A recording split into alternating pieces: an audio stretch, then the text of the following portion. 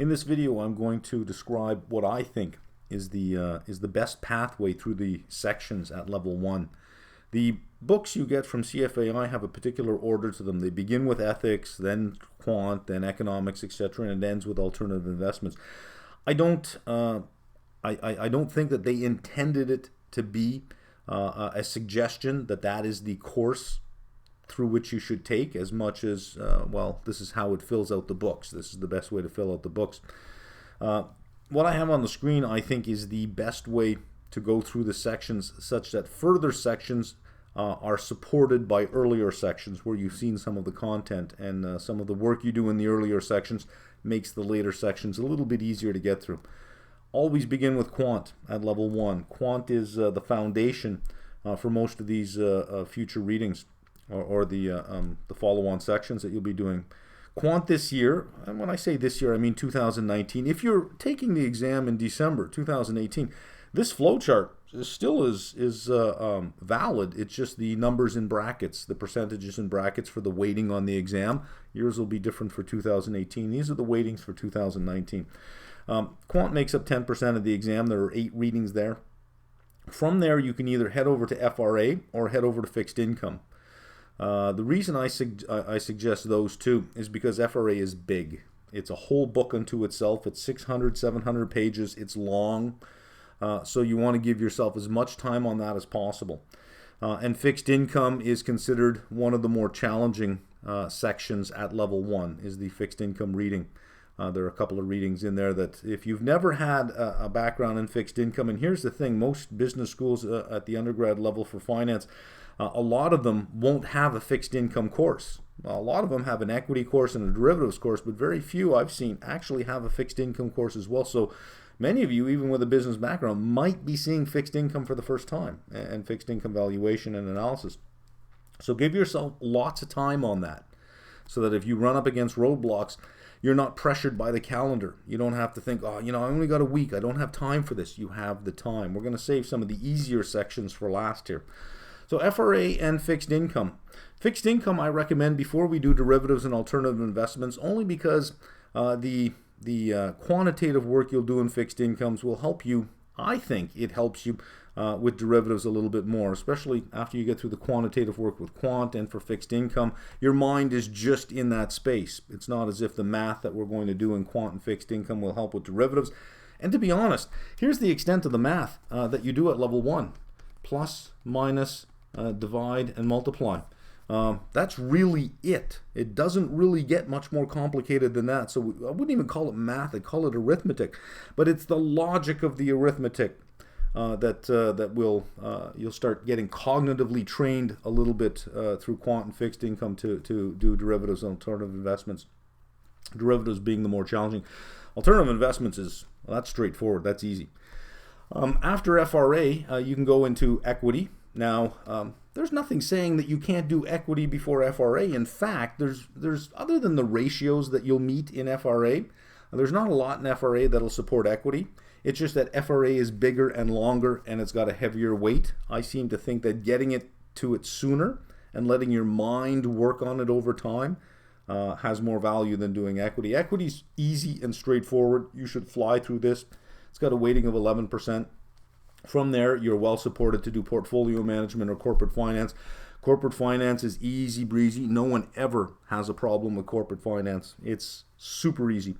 Portfolio management can be a little bit tricky. There are 2 readings when we look at risk and return that can be a little bit tricky. So slow down, give yourself some time. You may say, oh, it's only 6%.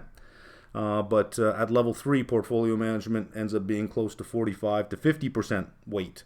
And yeah, the concepts do build. While you may not be tested on the same content, the concepts itself build.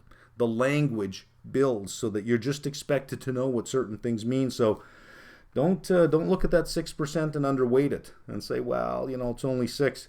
Make sure you have a firm foundation in this one, so that by the time you get to level 3, you fully understand portfolio management at level 1 and level 2.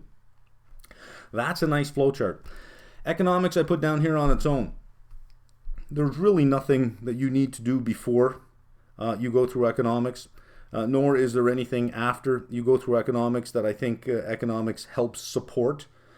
So I sort of put it on its own. Some of you may already have a decent enough background in your undergrad in micro and macroeconomics that this may be just a very good review. You can save it till later in the curriculum, maybe as you're getting closer to the exam, let's say the June exam, sometime in April, you might want to say, okay, well, let's take economics and ethics out of the way at this point. Because economics really is more of a supporting section. It's not a star player, I think, in the sequence of the sections. Ethics, here's the thing with ethics. It is wickedly, wickedly important to CFA, to the Institute. Wickedly, wickedly important. And they have an ethics adjustment on your grade that if you happen to be close or just near the passing grade, they'll let ethics decide. If you did poorly in ethics, then maybe you fail. If you did well in ethics, then maybe you pass. So there is an ethics adjustment. And they do take it seriously, the actions from day one. But ethics is not as intuitive as we would like it to be. It's not like quant, where once I know the process, once I understand the formulas, well, I can remember them all the time. I'll remember them walking in. They're in my brain. Intuitively, I know what's going on. Ethics is not that intuitive. There are times where I still read ethics questions from other suppliers, and I think, well, I don't know. It could be this or it could be that. So they're tricky, and it's one of these things that I think you really need to know ethics. There's no two ways about that. You don't need to know it as well at level 1 as you do at level 2. Level 2, you really must know it on a deep level. But I seem to think that if you can put it in your short-term memory before the exam, that's the best place for it. Getting it into long-term memory requires a lot of work with it. It's not mathematical. There aren't neat, tidy ways to tie it all together. And again, to me, it seems unintuitive. I think it's important. I think it's critical. But it's sometimes not intuitive in certain situations. You'll read and you'll think, oh, there's nothing going on here. Meanwhile, everything is going on. And in other situations, you think, oh, clearly something's wrong here. And you find out there's nothing wrong.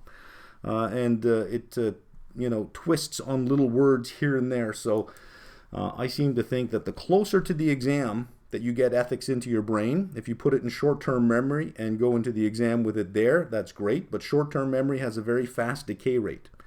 So you want to try to get it in as close to the exam. That's why I put it down at the bottom, because I think you can let that slide all the way to the end. But here's the thing with ethics. I would read Standard 1, and there are 4 subparagraphs to Standard 1. I would at least be familiar with that on day 1, right away, because these are the things that as soon as you become a CFA candidate, you are governed by the code and standards. Some of them won't apply for you for some time. Things about research, things about the employers and clients and things like that. That's not really going to apply to you very much. Standard 1 applies to you almost immediately. It's called professionalism. And there are 4 subparagraphs to Standard 1. They apply to you almost immediately. Do not ignore that standard and say, oh, you know what, I just didn't get to it yet, and end up crossing a line that maybe you didn't want to cross. All right, I'm going to say no more on that, but I would read Standard 1, I would understand those first 4 and say, okay, well, now I am governed. As soon as you're a candidate, you're governed by that code. But I think that for the body of ethics, you can get that as close to the exam as possible. And I think economics, same thing. It's there's nothing in quant, FRA, equity, portfolio, corporate finance, fixed income derivatives are all that requires you to know economics first or to understand economics first. So there it is. There's sort of my suggestion. So when you first start, this is where you want to be. Is in the quant readings, and pretty much everyone will be there as well. So as you're going through the videos, as you have questions, you'll notice that there's a lot of people in there at the same time, a lot of questions, and sometimes the answers to those questions will be answers to questions you have as well. So there's some value in having a concentration of eyes all in one place at the same time. There it is.